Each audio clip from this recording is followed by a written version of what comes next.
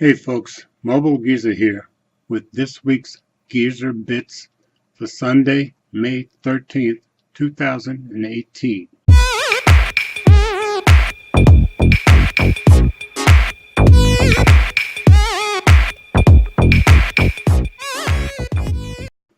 So first of all, happy Mother's Day to all the mothers out there. Hope everybody has had and continues to have a blessed and wonderful day. Well, I was going to start with Google I/O, which was this week, but as of today, we have what seems to be a much bigger story. Going back to continue with the ZTE ban,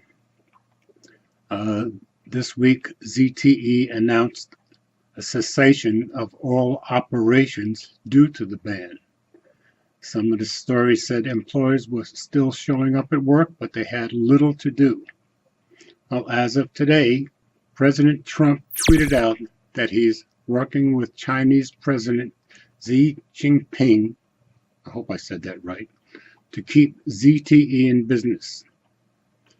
So this morning's tweet from the real Donald Trump: Presidency of China and I are working together to give massive Chinese phone company ZTE a way to get back into business fast. Too many jobs in China lost. Commerce Department has been instructed to get it done. So ZTE had applied to the U.S. to have the ban looked at again, but this came out of left field with President Trump looking to give them a hand. So, don't know what's going to happen, of course, but it seems like they just got a big shot in their arm. Okay, now on to Google I/O. A lot of things announced at the annual Google Developers Conference this week, as always. One of the big things, of course, was the next operating system, Android P. Nobody knows what the P stands for yet, but the beta has been out and is available for Pixel and some other devices. I haven't had it yet. But it seems one of the big things in Android P is swiping. Many are saying it's copying Apple, of course. It has the same kind of swiping gestures as Apple. And they say it's going to take some getting used to, but that's one of the big things that's coming with Android P. Also, a number of enhancements to Google Assistant were announced, and one of the big ones seemed to be Google Duplex. Sundar Pichai, CEO of Google, did an on-stage demonstration of Google Assistant making a phone call to make a hair appointment, and it was pretty amazing. The assistant sounded like a person. There was no way you could tell it wasn't a human being.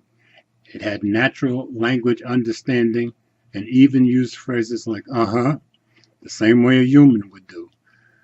The person on the other end of the call taking the hair appointment had no idea they were dealing with a non-human. And the appointment was made successfully, and then the assistant reported back to its user that the hair appointment was made. And it was pretty stunning to watch. Google seems to be building AI into almost everything, and Google Photos was no exception. Google Photos will now identify persons and automatically let you share photos with them. And it will soon be able to colorize black and white photos. And they opened up the Google Photos API to developers for the first time. There were announcements about Google Lens and Google News and Android Dashboard. Of course, I can't go over anything, so I'm just giving you the highlights. Google is also coming out with smart displays, which will be a competitor to Amazon's Echo Show. They have gone into partnership with Sony, LG, Lenovo, and JBL. And smart displays, I believe, goes on sale in June. So stay tuned for that. And Google Maps now have augmented reality incorporated into the maps. So when you're walking around, it'll give you an AR view of what you're looking at, give you suggestions, and on and on. So it seems we are now living in the future, folks. Next up, pretty amazing story to me this week. Doctors at the University of Pennsylvania's medical department have performed the first successful spinal surgery with robot assistance. The groundbreaking surgery spanned 2 days and more than 20 hours and saw the doctors use robotic arms to remove a rare tumor from a patient. So that's pretty amazing in a case where robots are used for a very good purpose. Next up, Walmart has bought a 77% majority interest in India's FlipKart. FlipKart is India's largest e-commerce company. They spent $16 billion to get this done to compete with Amazon in the Indian market. So I think we're going to see more and more battles between Amazon and Walmart. And for more normal phone news, the OnePlus 6 launch will be in London 3 days from now on the 16th.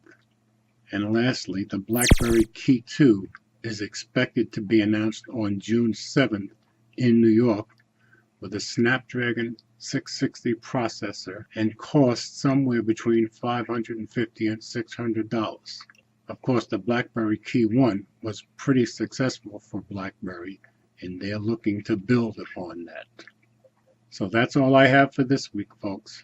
As always, comments are welcome, and thanks for watching.